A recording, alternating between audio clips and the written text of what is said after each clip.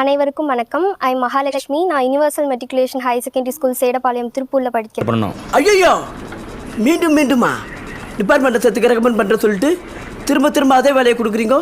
எவ்வளோ நாள் தான் காலையில் ரெக்கார்ட் பண்ணி 600 மதிப்பெண் எடுத்தது ரொம்ப பெருமையாக இருக்குது, ரொம்ப சந்தோஷமாகவும் இருக்குது.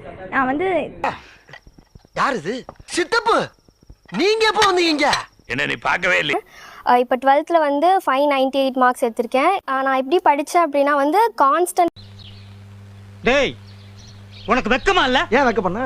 இந்த காலத்து இளைஞ பூரா வெக்கம் மானம் சூடு சொன்னெல்லாம் பேங்க்ல பிக்சர் டெபாசிட்ல போட்டு வச்சிருக்கானுங்க. அதனால நாங்க அதை பத்தி எல்லாம் கவலைப்படுறது இல்லப்பா.